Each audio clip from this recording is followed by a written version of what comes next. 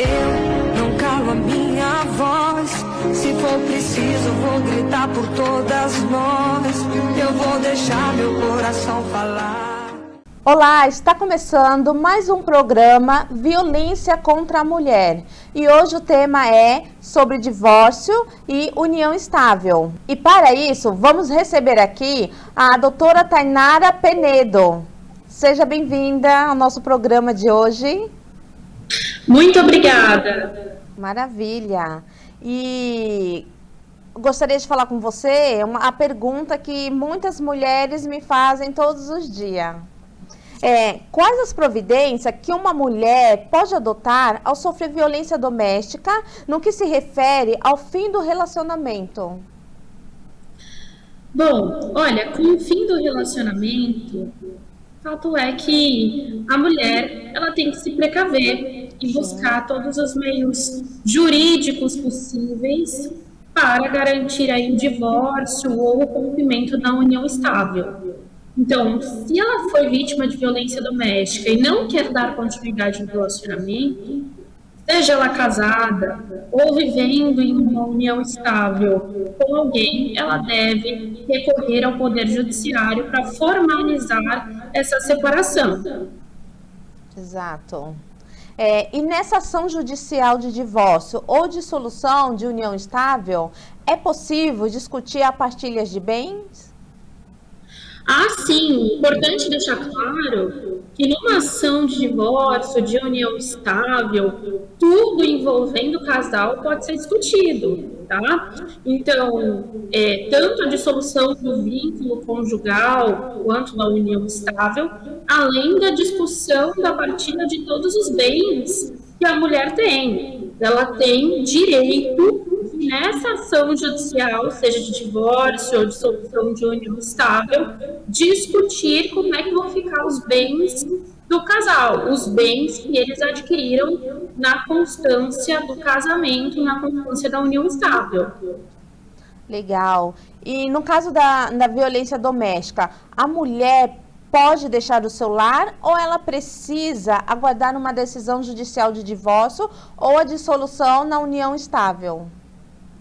Olha, essa é uma pergunta muito recorrente, muito comum. Muitas mulheres têm essa dúvida. Olha, eu preciso ficar em casa com medo, com receio, ou se eu sair de casa, eu vou perder os meus direitos. Olha, já funcionou assim há algum tempo atrás. Hoje em dia, não mais.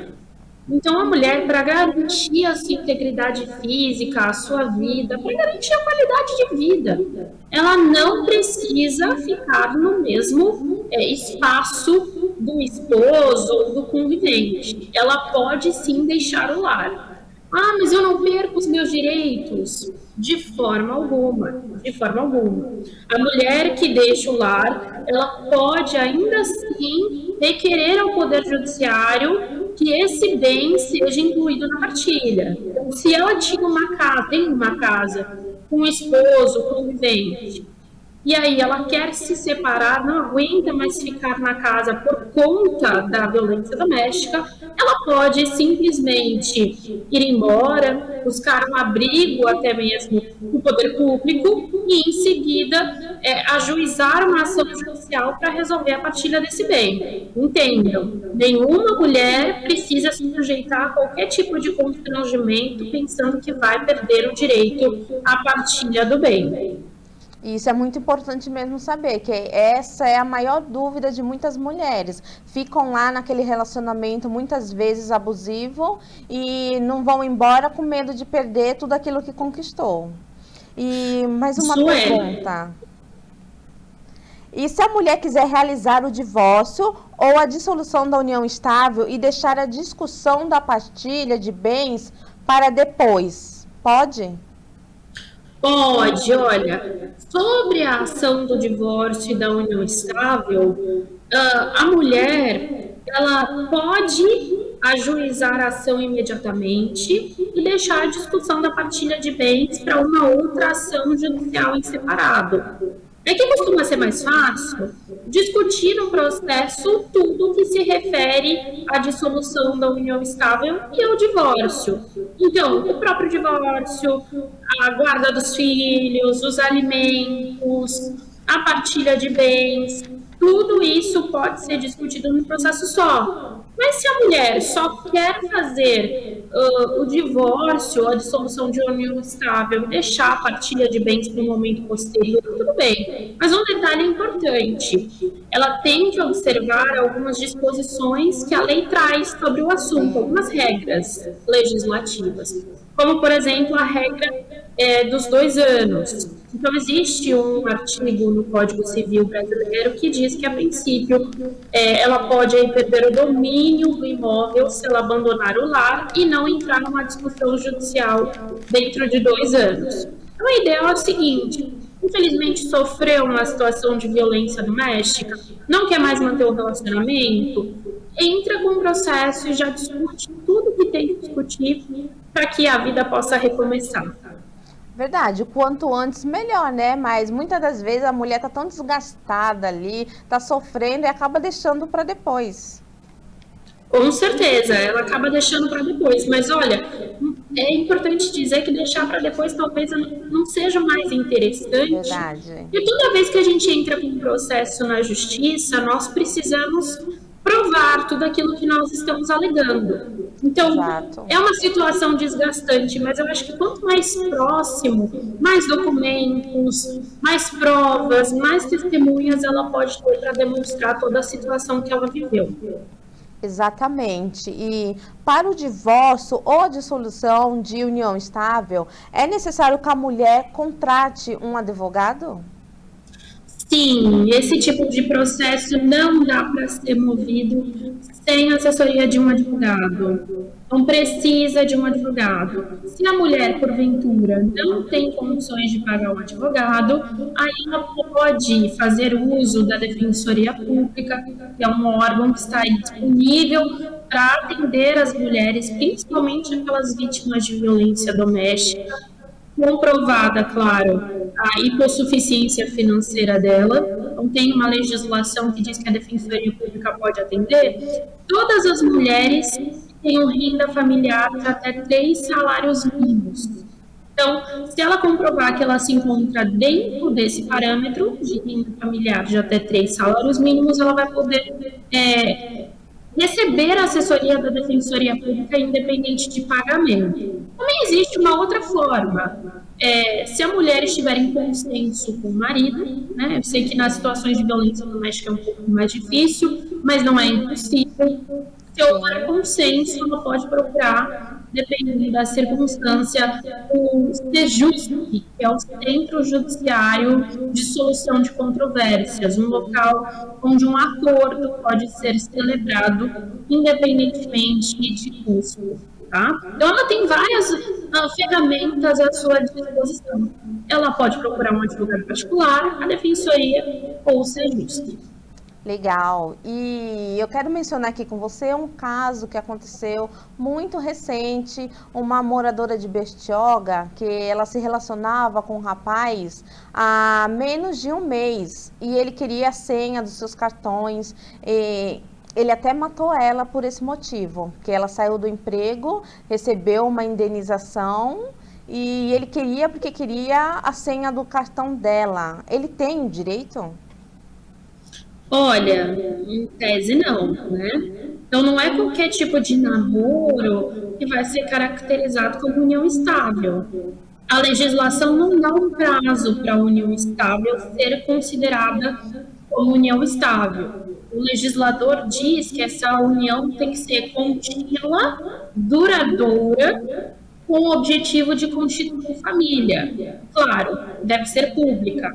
Todos têm que ter conhecimento.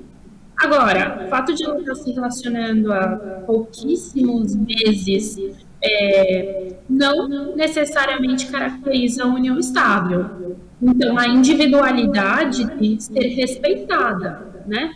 Mesmo aqueles que estão numa união estável ou num casamento, compartilhar uma senha do cartão, senha de banco, não é uma obrigação.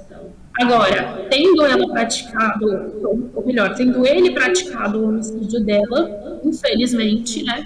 Agora ele vai responder criminalmente por isso, pelo Sim. homicídio, e não vai ter qualquer direito à herança, não só por conta do homicídio, mas ele só seria herdeiro também se fosse comprovada a união estável. E com tão pouco tempo de relacionamento, não dá para demonstrar a continuidade, a durabilidade para ser uma união estável. É verdade. E uma última pergunta. Essa muitas mulheres fazem diariamente. Com quanto tempo de união estável a pessoa pode conseguir os bens de outra? Entra em partilhas de bens depois se eles vierem se separar?